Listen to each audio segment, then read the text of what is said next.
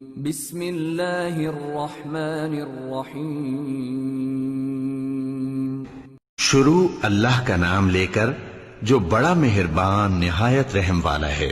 اے نبی، مجاہد لوگ تم سے غنیمت کے مال کے بارے میں دریافت کرتے ہیں کہ کیا حکم ہے۔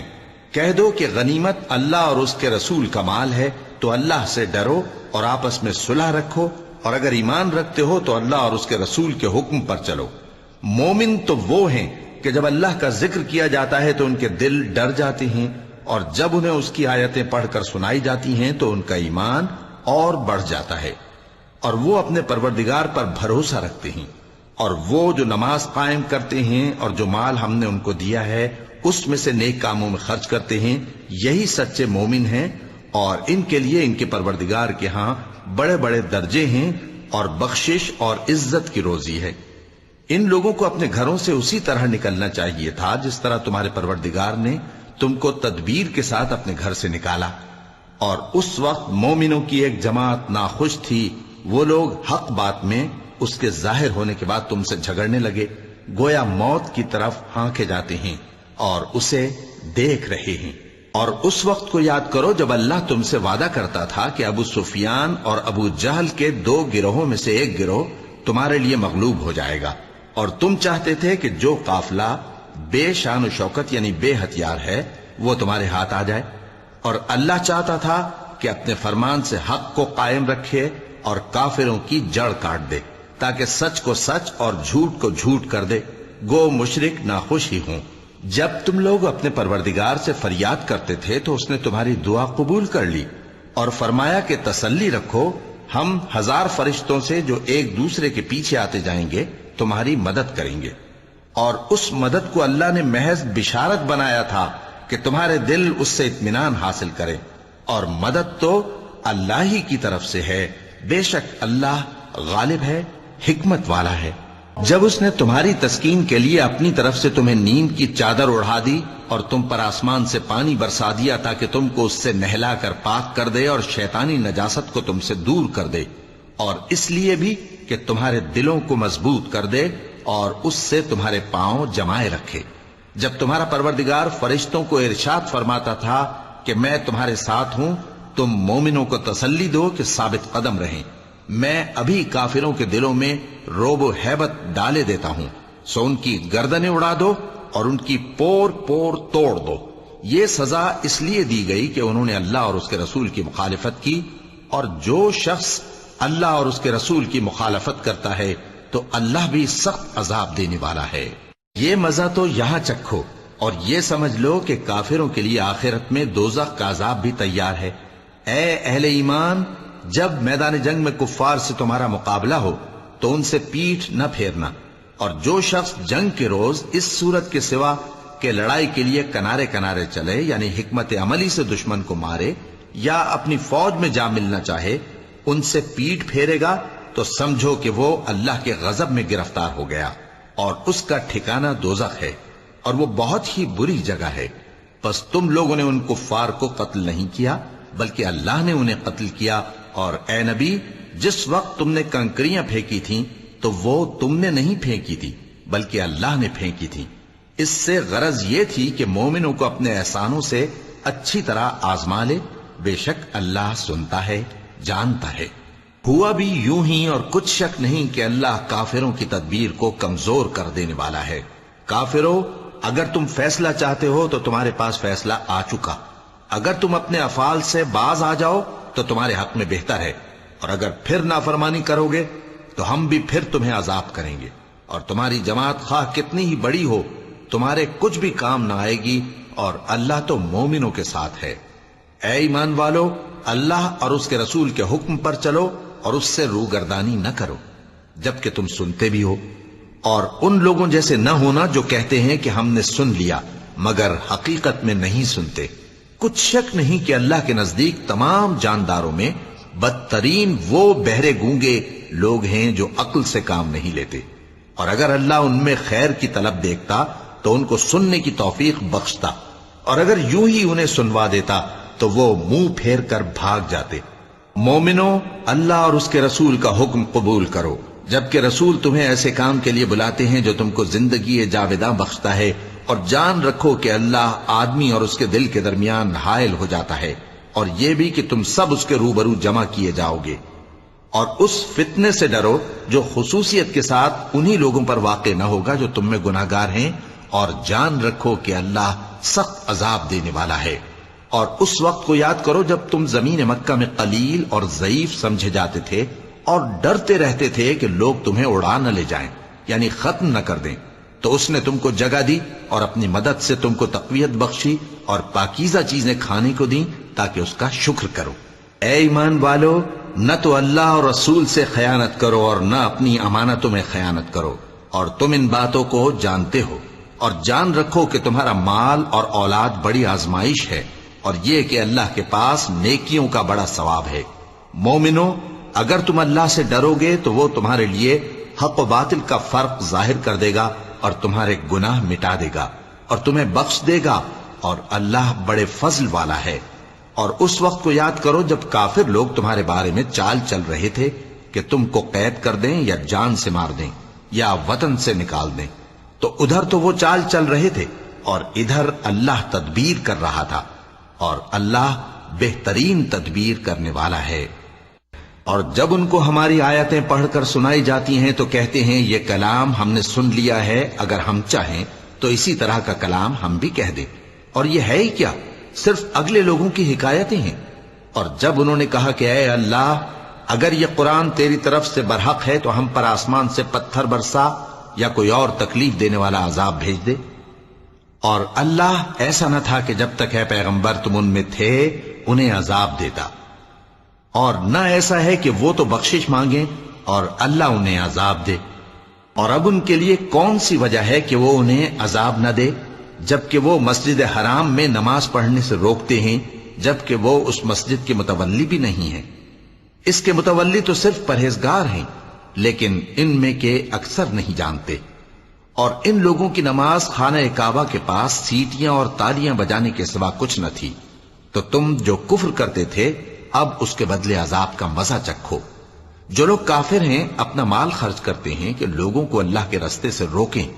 سو ابھی اور خرچ کریں گے، مگر آخر وہ خرچ کرنا ان کے لیے موجب افسوس ہوگا،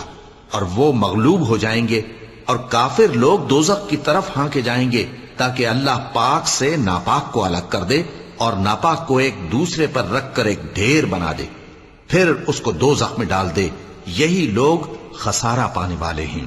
اے پیغمبر، کفار سے کہہ دو کہ اگر وہ اپنے افعال سے باز آ جائیں تو جو ہو چکا وہ انہیں معاف کر دیا جائے گا، اور اگر پھر وہی حرکات کرنے لگیں گے تو اگلے لوگوں کا جو طریقہ جاری ہو چکا ہے وہی ان کے حق میں بھی بڑھتا جائے گا۔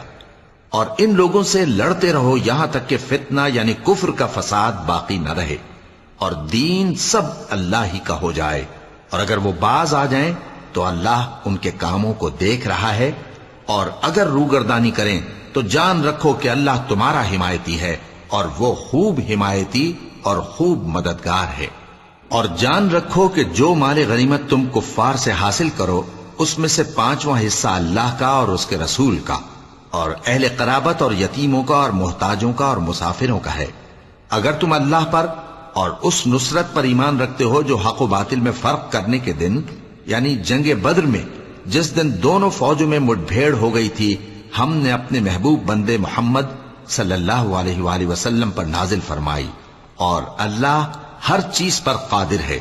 جس وقت تم مدینے سے قریب کے ناکے پر تھے اور کافر دور کے ناکے پر، اور قافلہ تم سے نیچے اتر گیا تھا،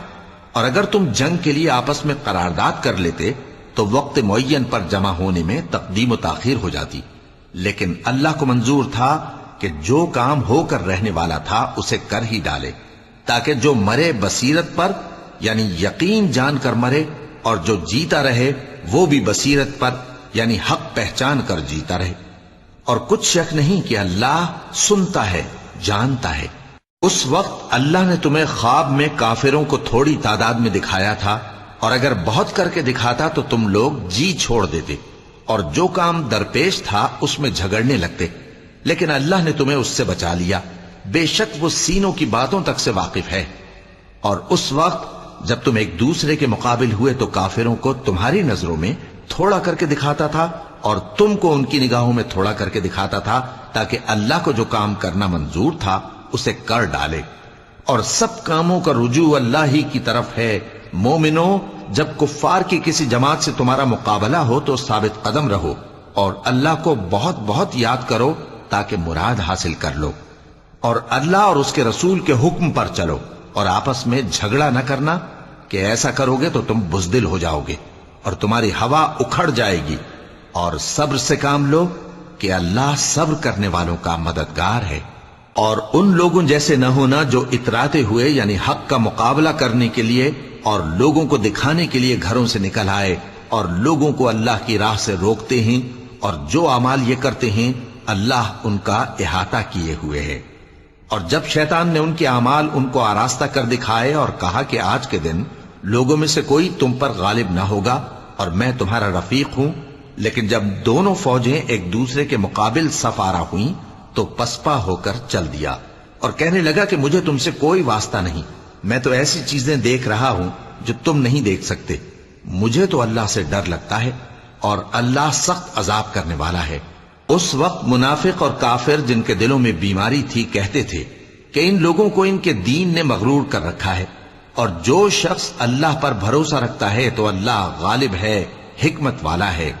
اور کاش تم اس وقت کی کیفیت دیکھو جب فرشتے کافروں کی جانیں نکالتے ہیں کہ ان کے چہروں اور پیٹھوں پر مارتے جاتے ہیں اور کہتے ہیں اب آگ کے عذاب کا مزہ چکھو،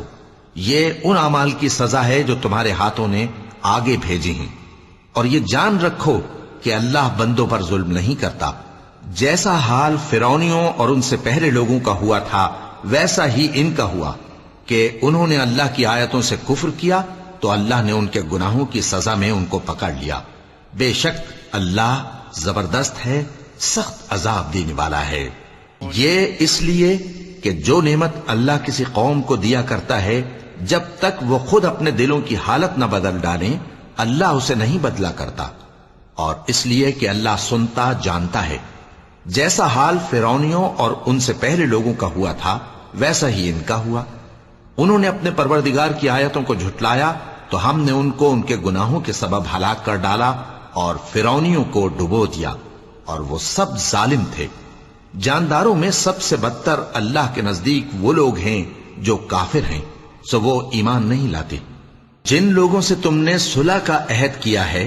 پھر وہ ہر بار اپنے عہد کو توڑ ڈالتے ہیں اور اللہ سے نہیں ڈرتے، اگر تم ان کو لڑائی میں پاؤ تو انہیں ایسی سزا دو کہ جو لوگ ان کے پس پشت ہوں وہ ان کو دیکھ کر بھاگ جائیں، عجب نہیں کہ ان کو اس سے عبرت ہو۔ اور اگر تم کو کسی قوم سے دغابازی کا خوف ہو تو ان کا عہد انہی کی طرف پھینک دو کہ اس طرح تم سب برابر ہو جاؤ۔ کچھ شک نہیں کہ اللہ دغابازوں کو دوست نہیں رکھتا، اور کافر یہ خیال ہرگز نہ کریں کہ وہ آگے نکل گئے ہیں،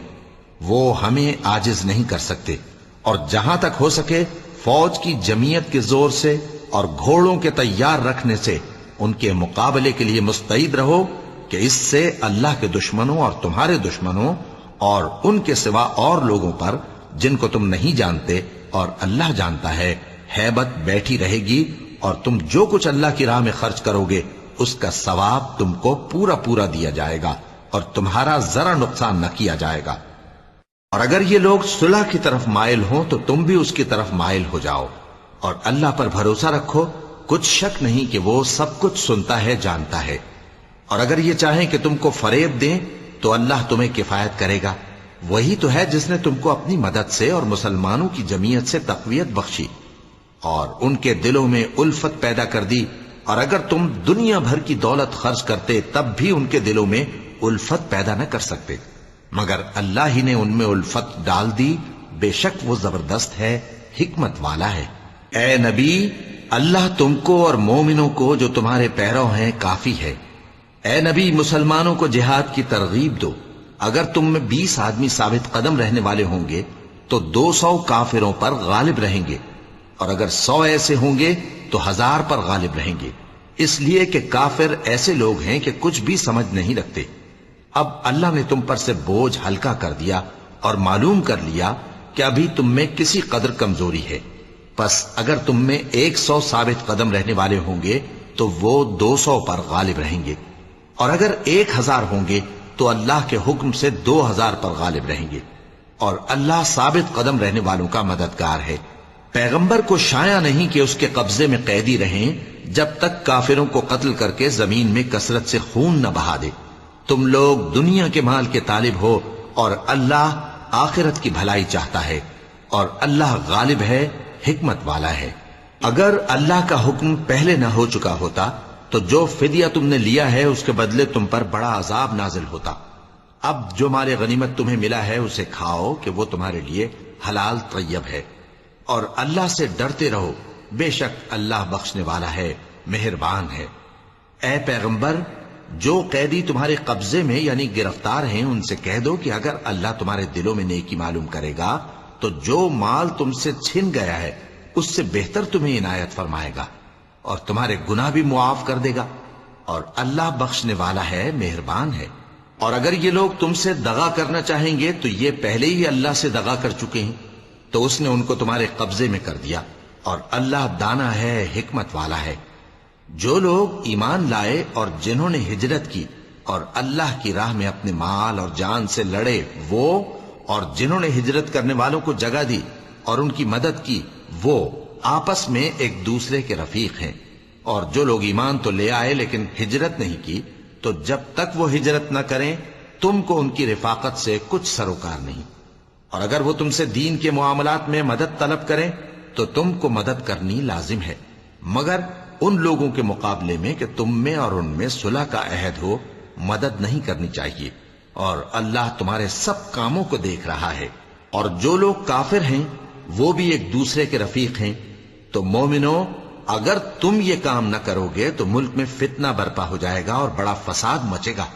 اور جو لوگ ایمان لائے اور وطن سے ہجرت کر گئے اور اللہ کی راہ میں جہاد کرتے رہے، اور جنہوں نے ہجرت کرنے والوں کو جگہ دی اور ان کی مدد کی، یہی لوگ سچے مسلمان ہیں۔ ان کے لیے اللہ کے ہاں بخشش اور عزت کی روزی ہے۔ اور جو لوگ بعد میں ایمان لائے اور وطن سے ہجرت کر گئے اور تمہارے ساتھ ہو کر جہاد کرتے رہے، وہ بھی تمہیں میں سے ہیں۔ اور رشتہ دار اللہ کے حکم کی روح سے ایک دوسرے کے زیادہ حقدار ہیں، کچھ شک نہیں کہ اللہ ہر چیز سے واقف ہے۔ صدق اللہ العظیم۔